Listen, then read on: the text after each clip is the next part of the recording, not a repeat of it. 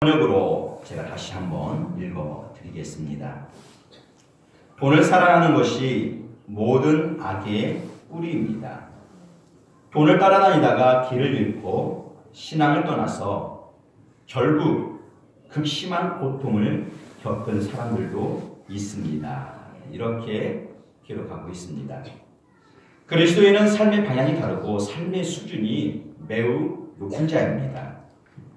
하나님이 아닌 돈을 따라다니다가 길을 잃고 헤매는 자도 아니고 팥죽 한 그릇에 믿음을 포기하고 우리의 영혼까지 내어주는 자가 아닙니다.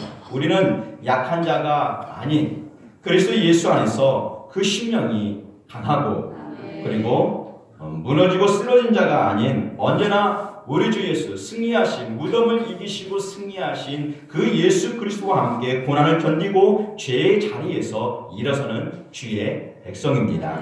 대저 의인은 7번 넘어질지라도 다시 일어나느니와 악인은 재앙으로 인하여 엎드러 짓느니라. 하나님이 없는 저들은 주 예수를 믿지 않고 다른 것을 즉 자신의 주인으로 섬기고 그것을 따르기 때문에 이미 이 땅에서 심판을 받았다 말합니다. 이미 그들은 심판을 받았고 그리고 마지막날 그들은 극심한 고통으로 절대 일어서지 못하는 그러한 진노를 받게 됩니다. 지금은 육신으로 살아서 세상이 주는 꿈 그리고 돈을 붙잡고 살아가지만 그들의 영혼은 이미 엎드려진 자입니다. 그러나 우리 그리스도인들 죄에서 건짐받아 의롭다 칭하심을 받은 우리는 비록 죄의 영향을 받아서 때로는 넘어지되 7번까지 넘어지고 수치를 말하는 것이 아닙니다. 수도 없이 넘어지고 또 쓰러지고 좌절하고 낙심할지라도 다시 일어나 또 일어나 주님을 바라보고 마음을 새롭게 함으로 위를 바라보고 주님 계신 보좌 앞으로 한 걸음 한 걸음 나아가는 자가 바로 누구인가? 바로 우리 자신입니다. 우리는 사방으로 우겨쌈을 당하여도 이제 쌓이지 않습니다. 답답한 일을 당하여도 결코 그 답답함으로 죽고 싶다, 교회를 떠나고 싶다 그렇게 말하지 않습니다. 우리는 그렇게 일어서고 또 일어서기를 끊임없이 반복하고 그리고 일어나서 기어이 주님을 바라보는 것입니다. 그리고 우리 주 예수와 함께 내게 허락한 그 십자가를 지고 이 믿음의 길을 순종으로 걸어가는 것입니다. 예수 그리스도의 심장을 부여잡고 나 자신을 주께 붙들어 두는 자 그리고 우리는 이 모든 일을 우리의 힘으로 해결하려고 시도합니다.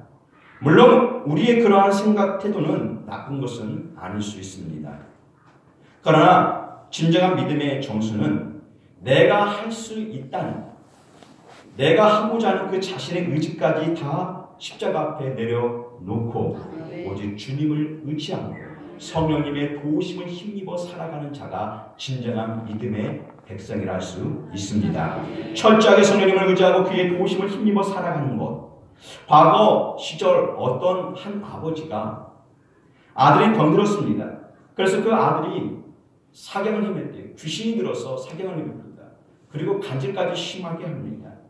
그래서 어찌할 수 없어 이 아들을 데리고 주님 앞에 나왔습니다.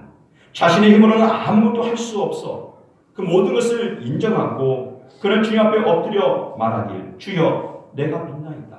나의 믿음 없는 것을 도와주소서라고 고백했을 때 그때 우리 주님은 자신의 능력 자신의 힘으로 아무것도 할 수 없다는 오직 주님만이 할 수 있습니다. 주님만이 이 아이를 고칠 수 있습니다라고 주님께 모든 것을 다 드렸을 때 주님은 자신의 능력을 100% 발휘해서 믿는 자에게 능치 못함이 없느니라 하시며 아들의 질병을 고쳐 주었습니다.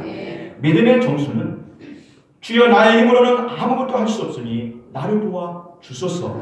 나와 함께 하소서. 제게 힘을 주시고 지혜를 주셔서 이 상황을 견딜 수 있게 하여 주옵소서. 이 상황을 이길 수 있게 하여 주시옵소서. 라고 주님을 신뢰하는 마음으로 조용하면서도 강하게 부드러우면서도 열정적인 믿음의 기도를 올릴 수 있는 자 그렇게 하나님 앞에 살아가는 자입니다.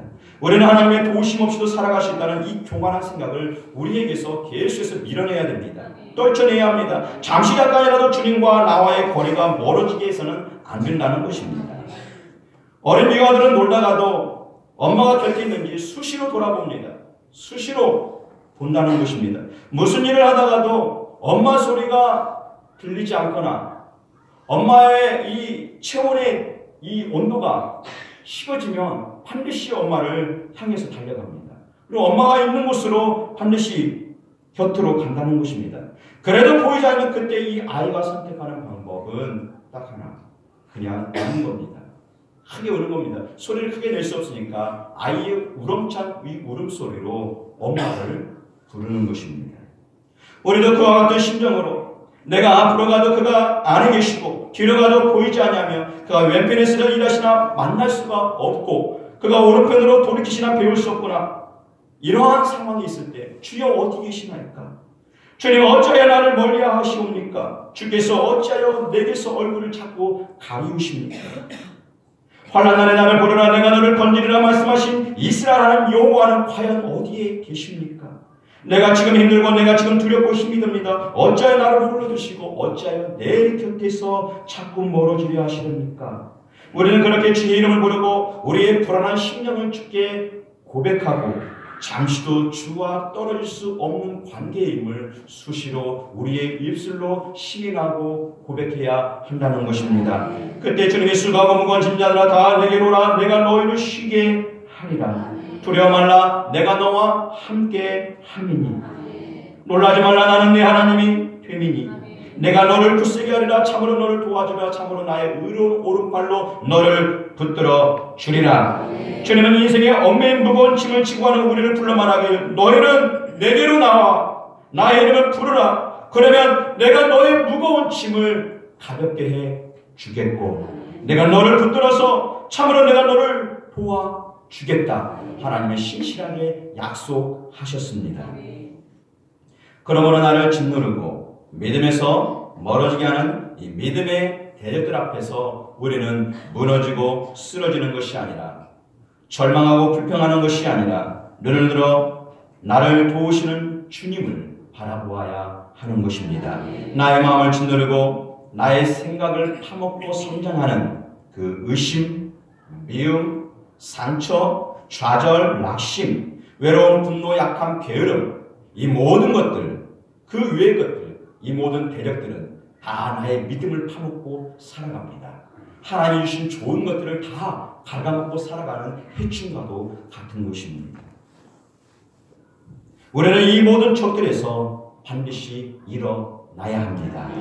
우리는 주님을 의지함보다 앞서는 것을 제거하고 주님이 명령하신 규례와 말씀에서 나의 심령이 약해지지 않도록 오늘도 주께 도움을 구하고 우리의 삶을 믿음으로 계속해서 다지고 또 다져나가길 주님의 이름으로 축복합니다. 나의 심장 속에 주 예수께서 임하사 그가 나를 주장하게 하시고 언제나 주의 능력이 내 안에서 역사하도록 힘쓰시기를 바랍니다. 우리는 절대 망하는 자가 되어서는 안 됩니다. 악에 이끌려 사망으로 들어가는 자도 되어서는 절대 안 된다는 것입니다. 우리 주님은 좌절과 절망의 무덤에 갇힌 나사로를 불러내어서 빛 앞으로 인도하셨고 예수 또한 무덤에 들어가셨으나 무덤에 머물러 계시지 아니하시고 무덤문을 활짝 열고 일어나서 우리의 소망, 인류의 빛이 되어 주셨음을 꼭 기억하시기 바랍니다. 예수님은 우리의 영원한 빛이시고 우리의 영원한 주이십니다. 그가 나를 절망에서 반드시 일으켜 주시고 나를 사랑하사 나의 길을 비추시고 나의 등대가 되어 주시고 그리고 나의 힘이 되어 주십니다. 내 안에 이 예수가 있으면 우리는 땅의 것에 얽매이거나 어둠에 쌓이지 않게 됩니다. 땅에서 나는 것들 때문에 힘들어하거나 그것을 인해 우리의 영혼을 내려놓지 않는다는 것입니다. 그런데 오늘 본문에도 말했던 것처럼 그렇게 내려놓는 자가 있다는 것입니다. 그렇게 빛 앞으로 나오지 못하고 끊임없이 빛을 비추어 주었건만 빛 앞에 서지 못하고 어둠으로 전락하는 자가 있다는 것입니다. 신앙생활 10년, 20년, 30년에서도 그런 자가 있다는 것입니다. 내 안에 임한 이 생명의 빛이 약해지거나 멀어지게 되면 우리는 하나님의 빛이 아닌 반드시 다른 빛을 둘 수밖에 없습니다. 세상이 만든 이 빛 혹은 나 자신이 만든 빛으로 살아가게 됩니다. 이 빛은 참된 빛이 아닙니다. 이 빛은 절대적 빛이 아닌 나 자신이 절대적 빛은 하나님밖에 없습니다. 예수 그리스도가 절대적인 빛입니다. 그런데 예수 그리스도 외에 떠나게 되면 다른 빛이 우리 안에 있는데 이 빛은 상황 따라 환경 따라, 그리고 내 개인 기분 따라, 형편 따라 언제든지 바꿀 수 있는 빛입니다. 밝기 조정도 가능하고 위치도 언제든지 필요 따라서 바꿀 수가 있습니다. 얼마나 편리하고 손쉬운 해결책인지 모릅니다. 타락한 우리는 이 빛에 살아가는 것이 체질에 맞고 훨씬 편할 수 있습니다. 그러나 우리가 분명하게 주의해야 할 사실은 타락전 인간은 하나님이 창조하신 빛대로 살아가는 말씀의 존재, 빛의 존재였다는 것입니다. 말씀이 명하는 대로밖에 살아가는, 말씀이 지시한 대로 살아가는 하나님의 창조의 빛이 우리 안에 있었다는 것입니다. 너희가 전에는 어둠이더니 이제는 주 안에서 빛이라, 빛의 자녀들처럼 행하라. 우리는 어둠이 아닌 창조주 하나님의 형상을 닮은 하나님의 빛이 임한 하나님의 백성, 하나님의 사람이었습니다. 우리는 그때 하나님의 뜻대로, 하나님의 말씀대로, 하나님 명하신 대로 살아가는 것이 매우 자연스러웠고, 그렇게 살아가는 것이, 그렇게 흘러가는 것이 매우 자연스러운, 그래서 우리가 그 옷을 입기에 불편함이 없는 매우 좋은 옷이었습니다. 그러나 간교한 마귀에 의해서 타락한 순간 하나님이 주신 이 빛의 옷이 매우 불편한 옷이 되었고 힘든 옷이 되어버렸습니다. 마귀는 우리에게 다가와 하나님이 그렇게 말씀하시더냐? 그렇지 않다라고 유혹합니다. 성경이 말합니다. 여호와 하나님이 지으신 들짐승 중에 뱀이 가장 간교하더라. 뱀이 여자에게 물어가로되 하나님이 참으로 너희더러 동산 모든 나무의 실과를 먹지 말라 하시더냐? 그렇게 물어봅니다. 마귀는 우리의 삶과 우리의 생각 속에 들어와서 하나님 말씀을 빗대어서 계속해서 이리 흔들고 저리 흔들어 본다는 것입니다. 이러한 마귀의 유혹에 사람은 두 양상을 반드시 보이게 됩니다. 자기 빛이 강한 자는 말씀을 들어도 말씀이 아닌 자기 생각대로, 마귀가 유혹한 대로 살아갑니다. 그러나 자기 빛보다 절대적인 말씀의 빛, 하나님의 빛이 강렬한 자는 그 말씀 앞에 자신을 드러냅니다. 그리고 회개할 것은 회개하고 고칠 것은 고치고 약한 것으로 우리가 심었을지라도 다시 강한 것으로 다시 살아나는 하나님의 놀라운 은혜 가운데 임하게 된다는 것입니다. 이런 사람은 말씀을 듣고 시험에 드는 것이 아니라 오히려 그 말씀을 듣고 회복되고 치료가 되는 것입니다. 그러므로 저는 우리 삼일교회 성도들이 자기 빛으로 하나님 말씀을 듣는 것이 아니라 하나님의 빛된 말씀으로 우리를 비추시길 주님의 이름으로 축복합니다. 만일 누구든지 금이나 은이나 보석이나 나무나 풀이나 짚으로 이 터 위에 세우면 각각 공력이 나타날 터인데 그날이 공력을 받기르니 이는 불로 나타내고 그 불이 각 사람의 공력이 어떠한 것을 시험할 것입니다.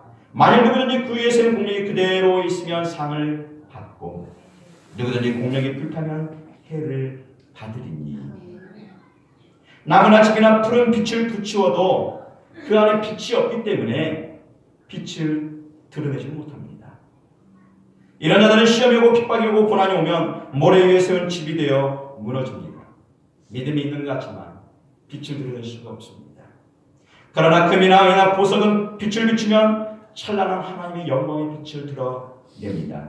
이들은 말씀을 들은 말씀으로 자신을 지키고 주께서 비추신 그 빛을 드러내며 하나님께 영광을 돌리며 살아가는 것입니다. 우리는 하나님의 흙이 되어 살아야 나무나 풀이나 짚이 되어서는 안 되는 것입니다. 설령 지금은 그러할지라도 아니 그런 우리였을지라도 타버릴 죄가 아닌 연단을 받고 이겨내어서 반드시 나무나 짚이나 풀이 아닌 그리스도의 빛을 찬란히 드러낼 수 있는 금이나 은 같은 신앙이 되시길 다시 한번 축복합니다. 하나님은 어찌 보면 타락으로 인해서 썩어버릴 나무나 풀 같은 우리를 사랑하사 우리를 빛나는 금과 은으로 만들어 주신 것이 더 맞다고 볼 수 있습니다. 우리는 타락으로 인해서 다 타버릴 죄가 아니었습니까? 그런 나무나 풀 같은 우리 하나님께서 우리를 사랑하사 금과 은으로 만들어 주었습니다. 썩을 이 몸이 썩지 않은 몸을 입게 하셨고 속된 이 몸을 영광스러운 존재로 탈바꿈시켜 주었다는 것입니다. 성이 그래서 고린도전서에서 이렇게 말합니다. 너는 썩을 것으로 심고 썩지 않을 것으로 다시 산다. 욕된 것으로 심고 영광스러운 것으로 다시 산다. 약한 것을 심고 너는 강한 것으로 다시 살며. 믿으십니까? 우리는 그리스도 예수의 한없는 은혜로 말미암아 썩어버릴 나무나 풀 같은 우리가 영원히 썩지 않고 영원히 타버리지 않을 그런 금이나 은이나 보석 같은 존재로 다시 거듭난 인생 태어난 백성이 되었습니다. 그렇다면 우리가 해야 할 일은 분명합니다. 더 이상 우리의 것을 우리의 것이라 주장하지 아니하고 우리의 빛이 아닌 내가 만든 빛 세상의 빛이 아닌 그리스도의 것으로 그리스도의 빛을 드러내며 살아가야 되지 않겠는가? 나에게 자신의 몸과 생명을 아낌없이 주신 예수 그리스도 앞에서 나의 것을 주장할 것이 무엇이 있겠는가? 없다는 것입니다. 나의 간절한 기대와 소망을 따라 아무 일에든지 부끄럽지 아니하고 오직 전과 지제도 온전히 담대하여 살든지 죽든지 된 것을 그리스도가 존귀 되게 하려 함이라. 믿습니까? 이는 내게 사는 것이 그리스도니 죽는 것도 유익함이라. 이런 고백이 우리에게 있어야 되지 않겠는가? 그렇다면 진심으로 우리가 주님 것이라고 고백했다면 진정 주님 것임을 보일 수 있어야 합니다. 말로만 고백하는 것이 아니라 진정 이 신앙이 우리의 고백이라면 이 고백이 우리 삶 가운데 보여져야 한다는 것입니다. 혹이 가로되 너는 믿음이 있고 나는 행함이 있으니 행함이 없는 내 믿음을 내게 보이라. 나는 행함으로 내 믿음을 내게 보이리라. 보여야 한다는 것입니다. 그 믿음이 있다는 것을 증거하라는 것입니다. 그러므로 내 안에 예수가 계시다면 내 안에 예수가 있음을 보일 수 있어야 합니다. 주님을 사랑한다면 그 사랑을 보일 수 있어야 합니다. 또 보여야 하는 것입니다. 그 중에 으뜸이 무엇인가? 오늘 본문에서 말하기 물질이라 말합니다. 이 물질 때문에 빛이 꺼지기도 하고 빛이 살아납니다. 많은 신앙인들이 이 물질을 초월할 수 있을 것이라 생각하지만 실제로는 물질의 미혹을 받아 믿음에서 떠나고 자기 스스로 망케 하는 일이 허다했음을 오늘 본문이 증거하고 성경이 증거합니다. 우리는 믿음에서 넘어지고 패배하고 이스라엘이 망한 이유 중에 하나가 금전, 물질이었음을 반드시 기억해야 됩니다. 여호수아 시절입니다. 유다 지파에 속한 삽디의 손자 갈미의 아들 아간이라는 사람이 있었습니다. 하나님께서는 여리고성을 정복할 때 그 안에 있는 것은 무엇이든지 손대지 말라고 명령했습니다. 그리고 그 안에 있는 물질은 다 하나님의 곳간에 들여놓으라고 그랬습니다. 그런데 말입니다. 이 아간은 여리고성을 무너뜨릴 때 그 성에 있는 금과 은을 보고 그는 그것을 탐내어 자신의 장막에다가 몰래 감추어 두었다는 것입니다. 이 일로 인해서 개인이 망한 것이 아니라 이스라엘이 다음 전투에서 패배를 당합니다. 유일한 패배. 가나안 땅에 들어가서 백전백승할 수 있었는데 백전백승이 아니라 99승이 됐습니다. 한 번 딱 패한 이유가 무엇입니까? 바로 아간의 물질 탐욕입니다. 이것으로 인해서 이스라엘은 전투에서 패배했고 아간을 비롯한 그의 가족들 그리고 그의 짐승들도 무슨 잘못이 있습니까? 그의 가축들 모두가 다 돌에 맞아 죽게 됩니다.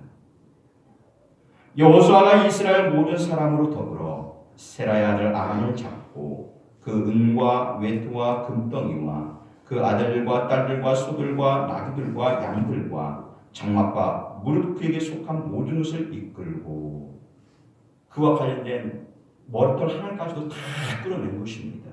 그리고 어떻게 했습니까? 아골 골짜기로 가서 온 이스라엘의 그를 돌로 치고 그것들도 돌로 치고 불사르고 그 위에 돌무기들을 크게 쌓았더니 오늘까지 있더라. 탐욕의 물질, 잘못된 금지된 물질은 우리를 망하게 하고 우리를 타락케 하는 요소가 됩니다. 오늘 본문도 이것을 탐내는 자들은 미혹을 받아 믿음에서 떠나 많은 근심으로 자기를 찔러보다 말합니다. 죽었다는 것입니다. 물질은 인간을 지배하는 가장 높은 곳에 위치해서 인간을 다스립니다. 인간이 세상을 다스리는 게 아닙니다. 물질, 돈이 세상을 다스립니다. 가장 높은 곳에는 돈이 있습니다. 사람이 있지 않습니다. 그래서 성경은 물질을 하나님과 대등 세력으로 붙고 이야기합니다. 물질은 하등 세력이 아닙니다. 하나님과 견주어 갖출 수 있는 막강한 세력입니다. 한 사람이 두 주인을 섬기지 못할 것이니 주인이라 말합니다. 혹 이를 미워하여 저를 사랑하거나 혹 이를 중히 여겨 저를 경히 여깁니다. 너희가 하나님과 재물을 겸하여 섬기지 못하느니라. 두 주인입니다. 물질의 주인이 되든 하나님의 주인이 되든 이 주인이 우리를 작용합니다. 세상도 이런 말을 회자시킵니다. 사람은 거짓말하고 돈은 거짓말을 하지 않는다. 내가 사람은 뭐는 못 믿어도 돈은 믿는다. 돈은 절대 거짓말하지 않습니다. 돈은 언제나 진실합니다. 돈 자체는 관계없습니다. 그러나 문제는 돈 앞에 선 인간의 모습입니다. 1517년 종교개혁 직전의 일입니다.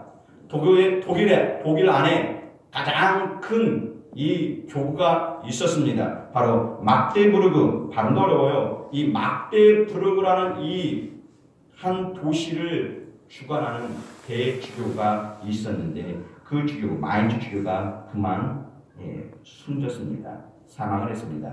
이에 많은 신부들이 큰 도시의 이 대주교 자리를 탐내기 시작했습니다. 왜냐하면 그 자리에 오르려는 이유는 막강한 권력이 그 자리에 있었기 때문입니다. 그 막데부르크 이 대주교 그 자리에서 뭘 할 수 있었는가? 돈을 좌지우지합니다. 그리고 황제의 자리도 좌지우지합니다. 과거 시절에는 황제의 우위, 교황의 우위, 치열한 싸움이 있었습니다. 이 당시에는 교황이 더 강했습니다. 그래서 교황이 황제권 임명권이 있습니다. 황제를 씹을 수 있습니다. 이게 대주교입니다. 교회의 권력입니다. 이에 교황은 수많은 사람들을 막 몰려오는데 물리치고 젊은 사람 23세의 알브레이트라는 사람을 그 자리 새 대주교로 임명합니다. 그리고 알브레이트에게 뭘 요구하느냐? 그 자리값을 요구합니다. 얼마를 요구했느냐? 12,000 두카드를 요구합니다. 두카드는 그 당시에 통용되었던 화폐 용어입니다. 1만 두카드, 이것을 금으로 계산하면 42kg, 1kg의 골드 한 바, 손바닥 요만한 사이즈 아닙니까? 한 골드바. 이 1kg 순금 골드바가 현재 시세 얼마입니까? 현재 제가 조사해 보니까 5,600만 원입니다. 원래 몰랐었던 것을 이렇게 압니다. 너무 신기해요. 1kg 바이 하나가 5,600만 원. 이것을 몇 킬로 요구했냐? 42kg를 요구했습니다. 황당하죠. 이 알브레트가 너무 비싸다. 교황청에 하소연했습니다. 그러자 교황청이 이렇게 말합니다. 예수님의 제자도 12 제자이다. 그렇기 때문에 내야 된다. 12,000이 왜 나왔느냐? 예수님이 12 제자이니까 그래서 12,000 두카드가 나오는 겁니다. 그래서 그렇게 하자. 이 알브레트도 말하기에 그래도 우리의 신앙 고백 10계명이 10계명 아닙니까? 그러니까 만 두카드로 해주십시오. 그렇게 서로 이 돈 가지고 장난합니다. 그렇게 해서 교황청에서 그래 해서 1만 두카드, 우리나라 돈으로 20억을 요구합니다. 자리 하나에. 저는 여기 얼마에 서 있습니까? 지금 20억에 서 있습니다. 20억. 대주교 알브레이트는 그 자리에 서서 뭐 합니까? 이 돈을 만들어내기 위한 머리를 짜냅니다.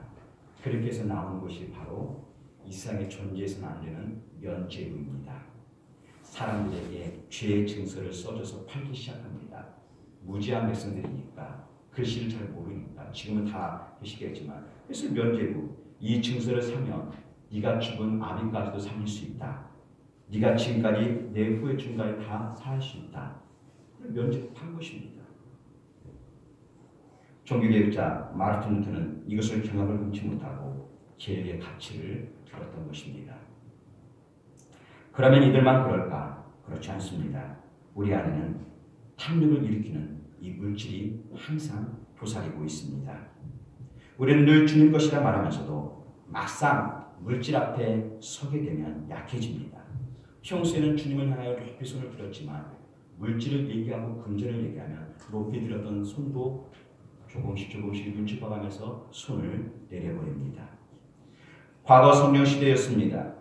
그래서 예수의 복음을 듣고 함께 무리가 되어 교회를 세워서 그리고 천국 백성이 되어서 함께 공동체 생활을 했던 시절, 이들은 무엇을 하든지 서로가 그리스도 예수 안에서 한 마음 한 뜻이 되어서 서로 제 것을 제 것이라 주장하지 아니하고 서로 공동 생활을 했던 그 초대교회 시절이 있었습니다.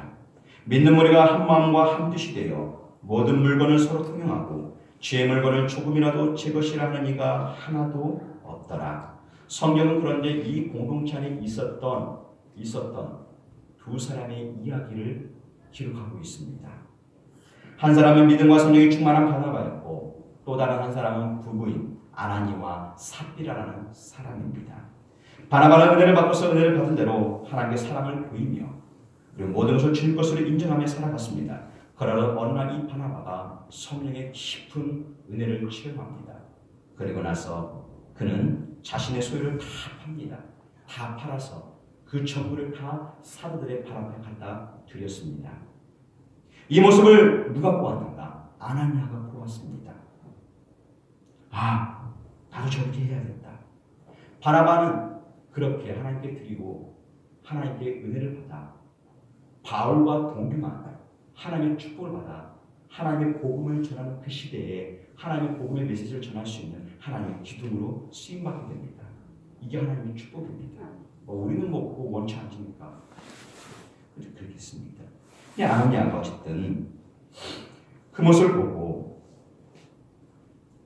나도 저렇게 해야겠다. 그래서 집에 돌아와 자신의 아내 삽비라하고 이야기를 나누었습니다. 그들은 성령의 감동하심으로 자신들의 소유를 팔아 하나님께 드리기로 약속했습니다. 마귀는 이 재물을 놓고 바나바와 아나니아와 삽비라도 흔들어 보았습니다. 하지만 이 바나바는 성령이 충만해서 빈틈이 보이지 않았습니다. 그래서 시험에 넘어지지 않았습니다. 마귀의 틈을 보이지 않게 하라. 그런데 아나니아와 삽비라는 마귀가 흔들어 보았는데 틈이 보이는 것입니다. 그 틈을 마귀는 절대 간과하지 않습니다. 만일 이 둘 부부도 바나바처럼 자신의 빛보다도 그리스도의 빛이 더 강렬했더라면 마귀의 시험에 흔들리지 않았을 것입니다. 그러나 그들은 소유를 팔아 돈을 보자 흔들려 버렸습니다.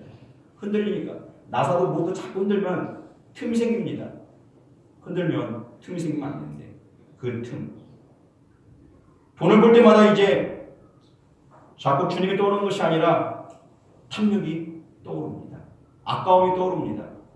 이걸 다 맞춰야 되는가? 이런 생각이 이제 원래 하나님의 성령이 주셨던 마음이 아니라 자기 빛이 자꾸 들어오는 것입니다. 자기 생각이 자꾸 파고 들어가는 것입니다. 부부를 일심동체했던가?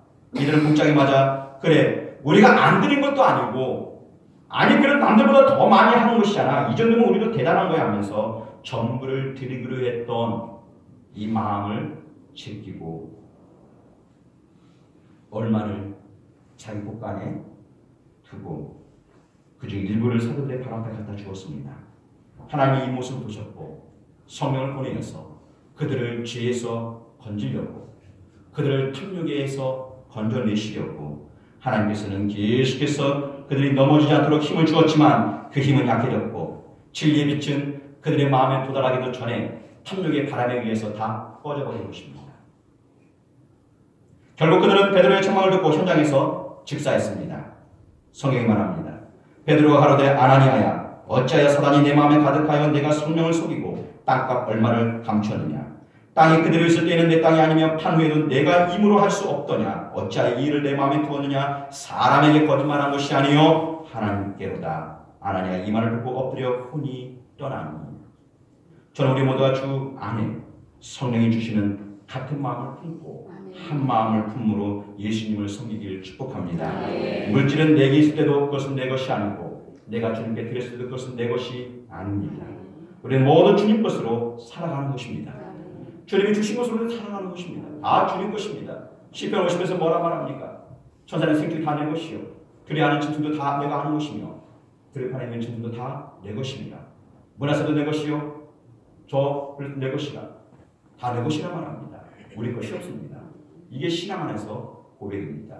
그런데 우리는 금도 내 것이요 은도 내 것이라 생각하니 들여짐에 인식감이 들어가고 시험에 빠집니다. 한 사람의 이야기가 있습니다. 16살에 과부가 된 그녀 남편하고 2년 동안 살았습니다. 하지만 자식이 없었습니다. 남편은 죽었습니다.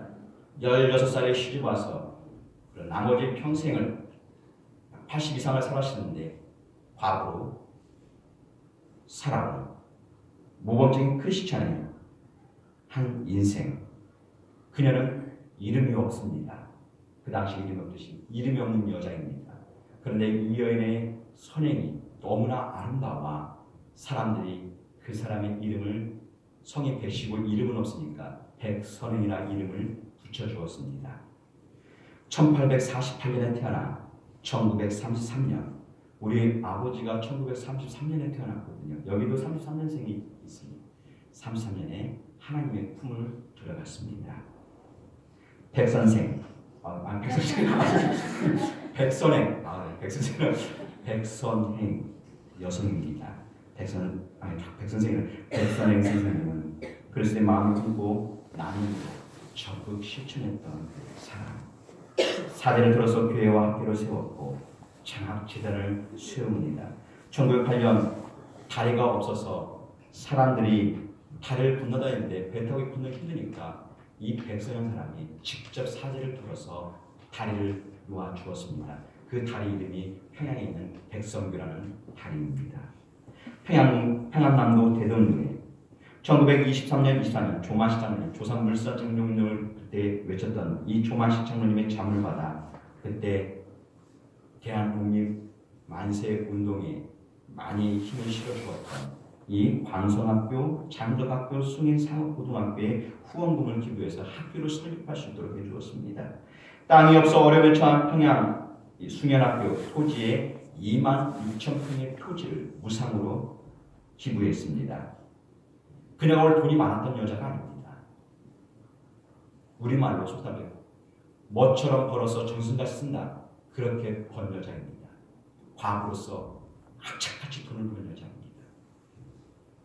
그가 평생에 기부한 돈이 현재 가치로 316억입니다. 그래서 사람들은 그를 과부 대신 백선행, 수원에도 이 여자가 원래 고향은 수원의 태생이지만 평양에 살았습니다. 수원에도 백선행의 기념비가 있습니다. 초라하게 서 있습니다. 그녀는 마지막에 이렇게 말했답니다. 돈이란 써야 돈값을 한다. 쓰지 않는 돈을 모아서 무엇에 쓰려는가? 85세의 나이로 세상을 떠났는데 그에게 남은 돈은 한 푼도 없었다는 것입니다. 다 기부하고 나눠주었습니다. 이 백선행의 장례식은 한국 여성 최초로 사회장을 치렀습니다. 그래서 장례식에 몇 명이 왔느냐? 1만 명. 1만 명이 운집해 그녀의 죽음을 추모했고 평양 시민 3분의 2, 10만 명이 거리에 나와서 이 장례식을 애도했다 합니다. 2km 가까이 사람들이 몰려올 정도로 평양 시민 3분의 2가 나와서 얼마나 대단했겠습니까? 한 사람의 크리스천의 삶이 평양을 완전히 바꿔버린 것입니다. 그래서 평양에서 대부흥 운동이 일어난 것입니다. 그냥 일어난 게 아닙니다.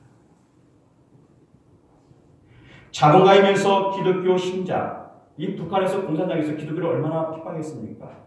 자본가라고 그리고 신앙, 기독교 핍박했습니다. 그런데 그런 북한이 2008년도에 뭘 한 줄 아십니까? 이 백선영이라는 이 여자의 기념비를 평양에 직접 세웠습니다. 그 정도로 영향력이 있는 여성입니다. 아니 2008년도가 아니 2006년입니다. 우리 모두는 하나님을 사랑합니다. 그리고 언젠가는 주님을 배웠고 천국에서